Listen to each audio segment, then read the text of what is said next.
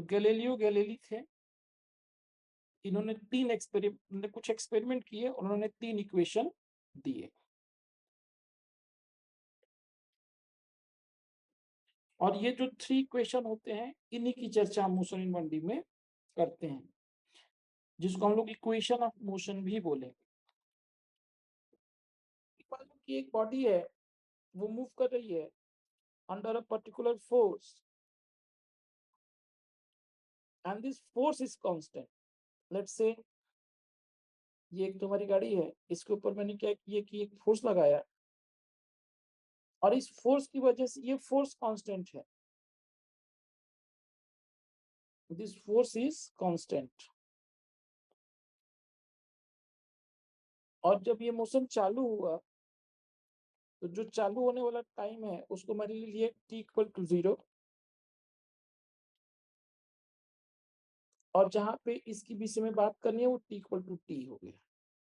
सो बेटा ये फोर्स है कांस्टेंट, मास इसका m है।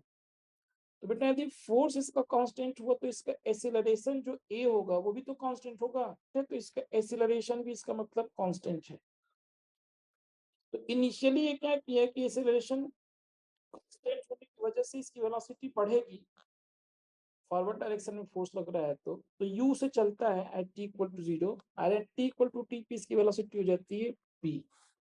ये जो u है इसको हम लोग इनिशियल वेलोसिटी भी बोलते हैं। इनिशियल वेलोसिटी का मतलब सिंपली ये होता है वेलोसिटी एट t=0, ठीक है। तो ये वैल्यू इन्होंने दिया है u। दूसरा इन्होंने बोला कि फाइनल वेलोसिटी जो है, फाइनल वेलोसिटी मतलब velocity at t=t, and this is v। Acceleration की जो डिफिनीशन होती है वो होती है change in velocity upon time taken. So यहाँ पे आपने क्या किया, या आपने एक्सीलरेशन की वैल्यू ले ली a, चेंज इन वेलोसिटी यानी कि delta v upon delta t। अभी मैं वेक्टर भी नहीं रखता हूँ, सिर्फ डेल्टा v अपॉन डेल्टा, सब कुछ x के अलॉन्ग ही मैं कर रहा हूँ, तो सिर्फ delta v by delta t लिखता हूँ। तो ये हो जाएगा v minus u change in velocity upon change in time t-0, यानी कि मैं इसको लिख सकता हूँ v minus u by t। सो यदि अब इस t को यहाँ पे मल्टीप्लाई करो a के साथ, so you will get v minus u equal to at, this imply v equal to u plus at। so this was first equation of motion। First equation मिल गया, तो फिर हमने देखा कि एक दो तरीका है, एक तो हम एक्सेलरेशन वर्सेस टाइम का ग्राफ खींच लेते हैं, उससे भी हम इसको सॉल्व कर सकते हैं। दूसरा तरीका ये होता है कि हम बोलते हैं कि जो डिस्प्लेसमेंट है वो क्या होगा, वेलोसिटी वर्सेस टाइम का ग्राफ बताएगा। तो यदि तुम ध्यान दो यहाँ पे, इसको हम ग्राफ से भी कर सकते थे इस क्वेश्चन को। यदि मैं यहाँ पे लिखता a वर्सेस t, तो इस तरह से ग्राफ आता, यहाँ पे एक्सीलरेशन कांस्टेंट रहता, और बेटा ये टाइम हो जाता t, और ये जो एरिया देता वो क्या देता, डेल्टा v देता। डेल्टा v का मतलब क्या हो गया, v माइनस u, तो यहाँ से भी a इंटू टी करके हम निकाल सकते थे, यही इक्वेशन आता है। अब इसी से मैंने क्या किया कि ये जो इक्वेशन आ गया मेरे पास, ये दोनों इक्वेशन सेम ही है, क्योंकि हमने प्रोसेस बस चेंज किया है, इक्वेशन तो सेम ही आएगा। अब मैंने क्या किया कि v वर्सेस t का भी एक ग्राफ ले लेता हूँ। सो v वर्सेस t का ग्राफ जब मैं लूंगा, तो एरिया अंडर द, अच्छा जो बोर्ड में तुम लोग करते हो तुम क्या करते हो, तुम लिखते हो x equal to average velocity into time t। So average velocity कितनी हो जाती है, v plus u by 2 into t. So तुम इसमें क्या करते हो, x इक्वल टू लिख लेते हो v की value u plus at and plus u upon 2 into t. So बेटा यहाँ पे कर लेते हो two u plus a t into t upon 2। तो बच्चा ये हो जाता है ut plus half a t square. इसी चीज को यदि हम ग्राफ से करना चाहें तो ये एरिया अंडर द कर्व को बताएगा। यहाँ पे इनिशियली इसकी वेलोसिटी थी u, और किसी टाइम पे आप देखोगे तो ये क्या हो जाएगा v, ठीक है। और ये हो गया आपका टाइम t, तो ये एरिया अंडर द कर्व बताएगा डेल्टा x या x। तो यहाँ पे यदि हम x निकालना चाहें तो तो हमें क्या मिल जाएगा, v plus u by 2 into t. So sum of parallel side into base और इसका आधा. तो स्क्वायरिंग इक्वेशन 1. सो हमें मिल जाएगा v square equal to u plus a t का होल स्क्वायर, यानी कि v square equal to u square plus 2u80 and plus a square t square. यहाँ पे u स्क्वायर और यहाँ पे कॉमन ले लो 2a, तो यहाँ से मिल जाएगा ut plus half a t square. So हम इसी चीज को लिख सकते हैं v square equal to u square plus 2a into x. तो this is equation 3. So these are 3 equation of motion. तो मोशन इन 1D का मतलब होता है मोशन इन 1 डायमेंशन. एक डायमेंशन मतलब straight line motion. So straight line motion 3 तरीके से हो सकती है. या तो कांस्टेंट वेलोसिटी हो, ठीक है बच्चा, यानी कि एक्सेलरेशन 0 हो जाए. या फिर एक्सेलरेटेड मोशन हो,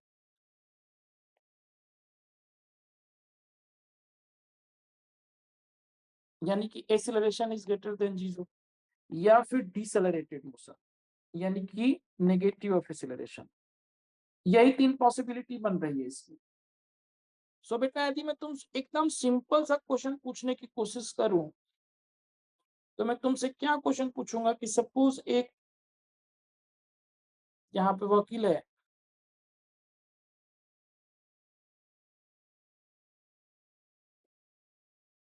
और ये क्या कर रही है कि बस है एक, और ये बस जो है वो क्या कर रही है कि लेट अस से 12 मीटर या 20 मीटर पर सेकंड से जा रही, ठीक है. और इस बस से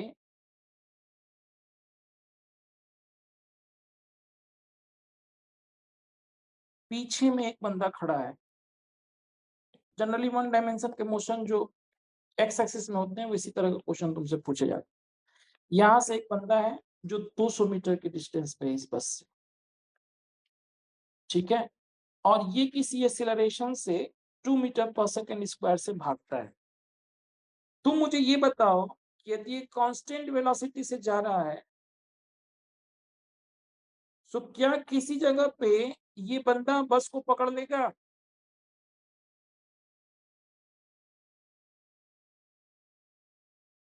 बच्चा 200 मीटर पीछे है, बस 20 मीटर पर सेकंड से भाग रहा है. बच्चे के पास पॉसिबिलिटी, पहले रेस्ट में था बच्चा, लेकिन इसके पास इनिशियल वेलोसिटी इसकी 0 है, लेकिन ये 2 मीटर पर सेकंड स्क्वायर से भाग माना अपना एक्सीलरेट कर सकता है अपने आप को. तो जब भी इस तरह का क्वेश्चन होगा तो हम करेंगे क्या, हम एकदम बिल्कुल नालायक तरीके से बन जाएंगे.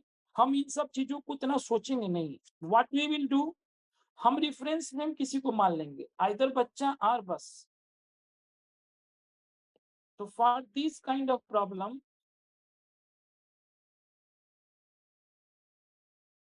only take reference frame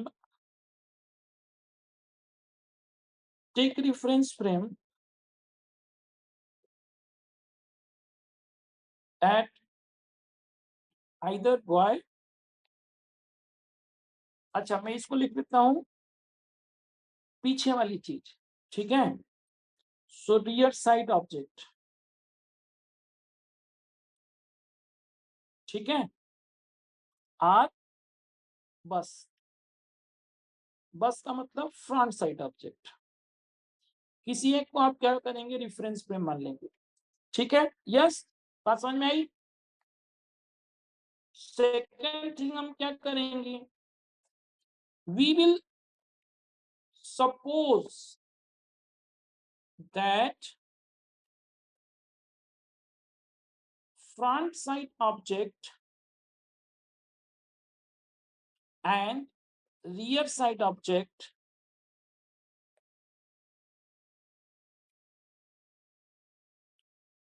both will be at a position x with respect to our chosen reference frame. Front side object FSO, front side object जो मैंने यहाँ पे लिखा है, और एक लिख लिया रीडर साइड ऑब्जेक्ट। ये मैंने ऐसे मान लिया, ये तो क्वेश्चन में माना है ना, तो तुम समझ रहे हो ना, कॉन्सेप्ट समझने के लिए नाम रख लिया उसका, बॉय का नाम रख लिया पीछे वाला, बस का रख लिया आगे वाला। कोई जरूरत नहीं कि बॉय होगा, चोर पुलिस का खेल हो सकता है, इसमें दो गाड़ियों के बीच में रेस हो सकता है। तो whatever it will be in मंडी, हम ऐसा मान लेंगे, किसी एक को रेफरेंस पे मान लेंगे। जनरली मैं क्या करता हूँ, पीछे वाले को मान लेता हूँ, किसी टाइम टी पे पीछे वाले के रिस्पेक्ट में h डिस्टेंस पे मैं मान लूंगा कि दोनों मिल जाएंगे। सो तुम इसमें क्या करने वाले हो, यदि मैं बोलूं इसमें क्या करने वाले हो, यदि इन दोनों के बीच में if there is a difference between, if there is a difference of d between FSD या FSO and RSO, तो हम क्या लिखेंगे, हमेशा हमेशा हम x की वैल्यू, मान लो कि मैंने x मैंने RSO को रिफरेंस माना, RSO यदि रिफरेंस होगा तो RSO रिफरेंस होगा तो x की वैल्यू क्या होगी, पीछे वाले की स्पीड यदि v1 है या वट है, कुछ भी है, सो उसके बाद उसके लिए जो डिस्प्लेसमेंट होगा वो x होगा टाइम t में RSO के लिए। लेकिन जो FSO होगा उसके लिए डिस्प्लेसमेंट कितना होगा, x माइनस डी होगा। t इक्वल टू 0 पे दोनों के बीच में डिस्टेंस था जो दिया है, जो यहाँ पे 200 मीटर दिया है, कांस्टेंट वेलोसिटी से चल रहा होगा तो v इंटू टी होगा, यदि ये कांस्टेंट एक्सेलरेशन से चल रहा होगा तो हाफ ए टी स्क्वायर हो जाएगा। जो भी होगा वो लिख लोगे, दोनों को बराबर कर लोगे, दोनों के लिए x निकाल लोगे और बराबर कर लोगे। x can be found and equated, वो एग्जाम्पल से बताऊंगा, आसानी से समझ में आ जाएगा तुम्हें। यहाँ पे तुम ये बताओ कि यदि मैंने पीछे वाले को मान लिया, बच्चे को रेफरेंस पे मान लिया, ये वाली जगह को एट t इक्वल टू 0 पे x इक्वल टू 0 मान लिया, तो दोनों ये बस में चढ़ जाएगा, किस जगह पे, एक जगह पे चला जाएगा, तो ये टाइम क्या हो जाएगा, at t equal to t हो जाएगा, और ये क्या हो जाएगा, at x equal to x हो जाएगा। क्या तुम इस बात से सहमत हो, बच्चे के लिए। सो हम यदि यहाँ पे देखें, सो इन दोनों के बीच में इनिशियल डिस्टेंस कितना था, 200 मीटर। सो मैं यदि यहाँ पे रेफरेंस मानता हूँ तो यहाँ पे बेटा जो x होगा फॉर बॉय वो कितना हो जाएगा, हाफ ए टी स्क्वायर हो जाएगा, तुम्हारे पास 2 दी हुई है, तो ये बेसिकली हो जाएगा 1/2 इंटू 2 इंटू टी स्क्वायर, यानी कि टी स्क्वायर। एंड फॉर बस क्या हो जाएगा, x minus 200 equal to v into t हो जाएगा, यानी कि ये v कितना था इसका 20 इंटू टी, यानी कि बेटा यहाँ से x की वैल्यू कितनी आ जाएगी 20t प्लस 200। तो ये दोनों x जो है दोनों को बराबर हम कर सकते हैं कि नहीं कर सकते हैं, जो मैंने क्या बोला है कि पहले वो सॉल्व करो और फाइनली दोनों x को बराबर कर दो, both x can be found and equated.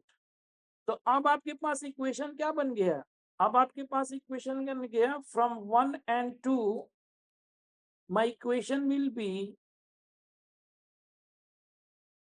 t square equal to 20t plus 200. This implies t square minus 20t minus 200 equal to 0. अब यहाँ पे आएगा मैथमेटिक्स का रोल। अब मैं तुमको मैथमेटिक्स की जादू दिखाता हूँ। मैथमेटिक्स का जादू देखो, और सिर्फ यही काम करके तुम सारे के सारे केस सॉल्व करो। इसका रूट आया, उसमें से एक रूट नेगेटिव आया, एक रूट पॉजिटिव आया, इसका मतलब क्या होगा, एक ही बार वो पकड़ पाएगा। दोनों रूट यदि पॉजिटिव आया, इसका मतलब क्या हो गया, पहले ही वो पकड़ लेगा, बस हो सकता है कि बहुत आगे चला जाए बस, तो वो छूट भी जाएगा तो भी पकड़ लेगा। वो अलग केस कब होगा, जब इसके पास कांस्टेंट वेलोसिटी होगी और बस एक्सेलरेशन से जा रहा होगा। मान लो कि बस के पास इनिशियली क्या है वेलोसिटी, बस एक्सेलरेटेड मोशन में हो, आदमी कांस्टेंट वेलोसिटी से चल रहा, बस को एक बार पकड़ा उसने, लेकिन अभी उसकी वेलोसिटी ठीक ठाक ज्यादा है किससे, बस से, तो वो छोड़ भी देगा तो फिर आगे पकड़ पाएगा उसको एक बार और। तो तुम अपने आप ही ये सारी केसेस जैसे मैंने अपने आप समझा, तुम भी इस बात को समझ पाओगे। और यदि मान लो कि कोई रूट ना है इसका, दोनों नेगेटिव आ जाए, इसका मतलब कभी नहीं पकड़ पाएगा वो। यही 3 केस हो सकते हैं, इसके अलावा कोई केस नहीं होगा। और इसमें 4 तरीके के केसेस हो सकते हैं। क्या हो सकता है? पीछे वाले के पास एक्सीलरेशन हो सकता है, आगे वाले के पास क्या हो सकती है, सकता है पास वेलोसिटी हो सकती है, एक के पास एक्सीलरेशन हो सकता है, दोनों के पास वेलोसिटी हो सकती है, लेकिन एक के पास एक्सीलरेशन हो सकता है, दोनों के पास ही वेलोसिटी और एक्सीलरेशन दोनों हो सकते, कम से कम एक के पास एक्सीलरेशन होगा और एक के पास वेलोसिटी होगा। तब क्या होगा कि ये केस बनेगा क्वाड्रेटिक वाला, क्योंकि यदि दोनों के पास सिर्फ वेलोसिटी हो तो क्वाड्रेटिक नहीं बनेगा, लीनियर इक्वेशन बनेगा। मान लो कि तुम्हारे पास एक एक बंदा जो है वो क्या कर रहा है, बस वाला, वो 20 मीटर पर सेकंड से जा रहा है, और इसके पीछे एक बच्चा है वो 30 मीटर पर सेकंड से भाग रहा है, और दोनों के बीच में क्या है, 200 मीटर का डिस्टेंस है। तो यहाँ पे एक क्वाड्रेटिक इक्वेशन नहीं बनेगा, यहाँ पे लीनियर इक्वेशन बनेगा, क्योंकि बच्चे के लिए x कितना हो जाएगा 30t, और बस के लिए x कितना हो जाएगा, x माइनस 200 कितना हो जाएगा 20t, यानी कि बस के लिए x equal to 200 plus 20t हो जाएगा। तो इन दोनों को इक्वेट करके तुम क्या कर लोगे, टाइम निकाल लोगे। सो जब दोनों के पास सिर्फ वेलोसिटी होगी तो सिर्फ लीनियर इक्वेशन बन सकता है। अब इसमें देखो, इसमें टाइम की वैल्यू क्या आ गई,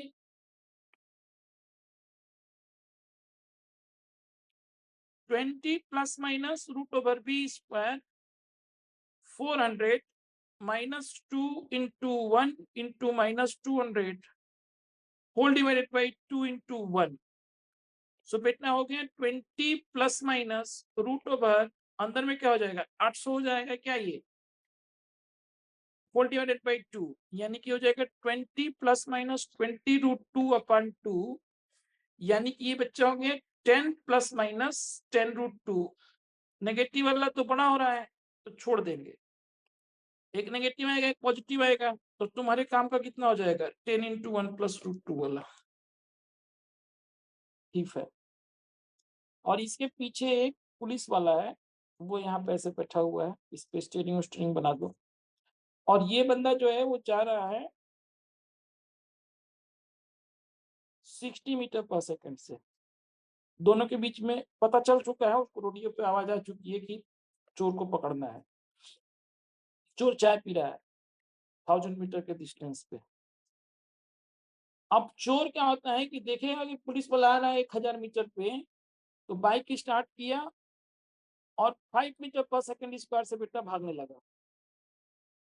ठीक है, तुम्हें पता करना है कि can police catch the thief, if yes when and where.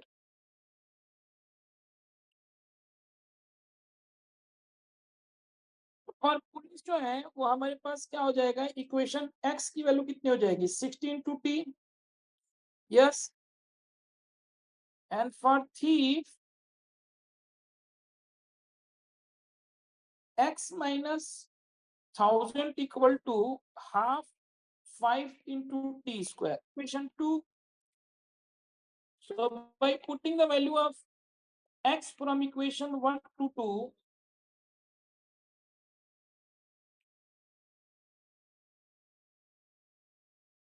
so ये हो जाएगा 60t minus 1000 equal to half into 5t square, यानी कि बेटा ये हो गया 2.5t square minus 60t plus 1000 equal to 0। अब यहाँ पे तुम देख रहे हो टाइम की वैल्यू क्या आ रही है, पॉजिटिव आने वाली है, और 2 बार पॉजिटिव आएगी क्या, देख लेते हैं। मुझे कैसे पता चला पॉजिटिव आ गया, ये इक्वेशन पैराबोला का कौन सा इक्वेशन है, 2 बार कट करेगा ना ये एक्स एक्सिस को, तो 60 plus minus root over b square, 60 का स्क्वायर माइनस 4 इंटू 2.5 इंटू 1000। तो यदि ये वैल्यू पॉजिटिव आ जाएगी तब ये हो जाएगा, नहीं तो नहीं भी हो सकता है। तो देखो तो आ रहा है क्या, ये 60 3600 होगा। और ये 4 into 2.5 नहीं कर पाएगा कभी भी, जान निकल जाएगी उसकी, निकल जाएगा, चोर निकल गया। तब क्या करता, तब पकड़ लेता क्या पुलिस। मान लिया कि किसी एक्स डिस्टेंस पे ये पकड़ लेगा, सो फॉर पुलिस एक्स की वैल्यू क्या हो जाएगी, v1 into t plus 1/2a into t square, and for thief x minus d equal to v2 into t। तो बाई इक्वेशन 1 and 2 मैं x की वैल्यू 1 से 2 में निकाल दूं तो मुझे क्या मिल जाएगा, v1 into t plus half a t square minus t equal to v2 into t।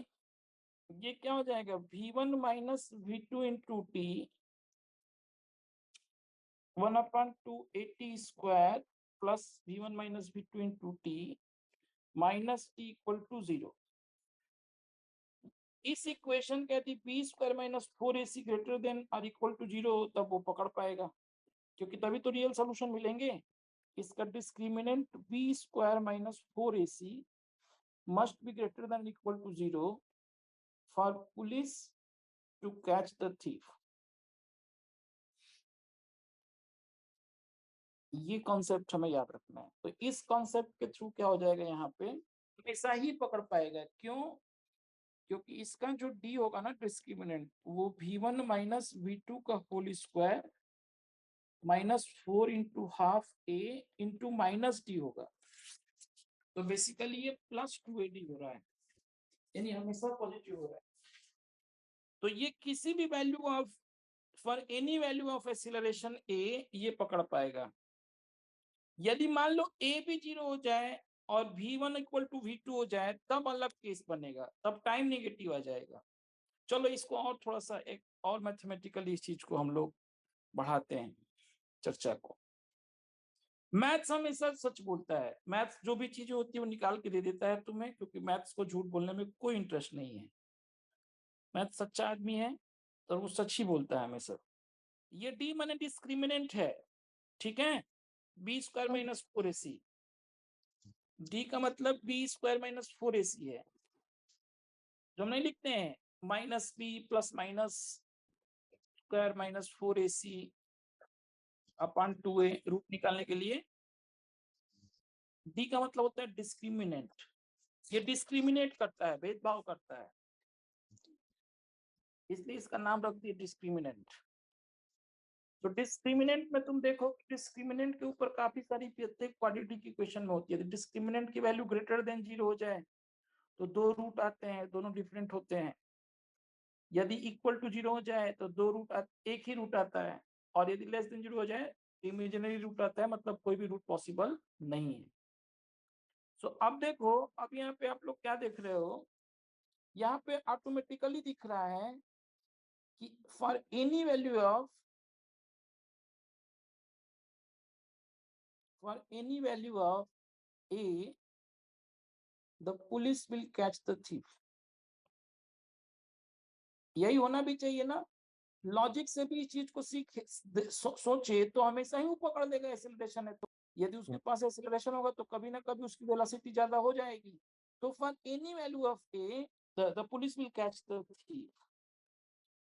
अब चक्कर ये है कि यहाँ पे यदि मेरे पास एक चीज ऐसी मिल जाए कि if v1 equal to v2 हो जाए एंड एक्सेलरेशन की वैल्यू 0 हो जाए, तब क्या होगा, डी तो उस टाइम भी क्या हो जाएगा, 0 हो जाएगा। तो अब हम देखेंगे कि उस टाइम पे इस इक्वेशन का टाइम क्या आ रहा है। तो यहाँ पे देखो ये आ रहा है माइनस बी, यानी minus v1 minus v2 upon 2a, 2 into 1 upon 2a। तो ये फाइनली आ जाएगा v2 minus v1 upon a। सो यहाँ पे देखो इस इक्वेशन में v2 यदि v1 के बराबर हो रहा है तो v2 माइनस v1 भी तो 0 हो जाएगा। बोलो, बात समझ में आ रही है। या इनफैक्ट 0/0 आ गया। ये क्या 0/0 को तुम डिफाइन कर सकते हो मैथमेटिक्स में? ये आंसर 0/0 आ गया टाइम का, देख पा रहे हो तुम लोग? 0/0 is something which is not defined. बीच में वो जो तुमको बताया जाता है वो क्या होता है? जैसे मान लो कि मैंने तुमको बोल दिया कि एक फंक्शन है F x equal to -x/x, ठीक है? सो ये एट x इक्वल टू 0 पे डिफाइन नहीं है। एट x इक्वल टू 0 पे ये -0/0 ये डिफाइन नहीं है। लेकिन ठीक x के पहले ये क्या है? यदि x लेस देन 0 हो या यदि x ग्रेटर देन 0 हो, दोनों ही जगहों पे ये डिफाइन है -1 के बराबर। सो जब तुम इसका ग्राफ खींचते हो, ये -1 होता है, ऐसे जाता है, सिर्फ 0 पे यहाँ पे गोला बना देते हैं। तो इस जगह पे डिफाइन नहीं होता है। गोले का मतलब ये होता है कि इट इज नॉट डिफाइंड। इसका एलएचएल और आरएचएल डिफाइन है। इसका एलएचएल जो है वो -1 है, आरएचएल भी -1 है। मतलब लेस देन 0 माने कि 0 माइनस, यदि हम इसको 0 माइनस बोले तो -1 आएगा, 0 प्लस बोले तो -1 आएगा। But it is not defined at particular x equal to 0। तो 0/0 form can never be defined. 0/0 form can never be defined. It is not possible. और मैंने जैसे तुमको बोला कि मैथ्स कभी झूठ नहीं बोलता है, यहाँ भी मैं झूठ नहीं बोल रहा है। ये तो बड़ा इरेशनल सी बात है ना, कि एक आदमी जो है वो d डिस्टेंस पे उसकी वेलोसिटी v1 है और उसके सामने एक दूसरा आदमी जो है उसका स्पीड v2 है, वो भी v1 के बराबर है, d डिस्टेंस पे है। तो ये कहाँ तक पीछा करते रहेंगे? इन्फिनिटी तक पीछा करता रहेगा, पकड़ ही नहीं पाएगा। तब यदि दोनों स्पीड सेम हो, दोनों के बीच में डिस्टेंस दी हो, तो क्या कभी पकड़ पाएगा पुलिस चोर को? नो। तो मैथ्स झूठ नहीं बोलता है, ये बात यहाँ से सत्य मिलती है। यदि दो आदमी सेम वेलोसिटी से भाग रहे हो, सेम डायरेक्शन में, और दोनों के बीच में डिस्टेंस दी हो, तो क्या अनंत काल तक वो पकड़ पाएगा पुलिस वाला चोर को? नहीं। तो जो आना चाहिए वही तो आ रहा है, कुछ गलत थोड़े आ रहा है। तो mathematics is the language of God. The universe has been written in this language. So if you really want to be successful in your life, you must understand what is written in this particular language. And it is universal language. It is applicable for everyone.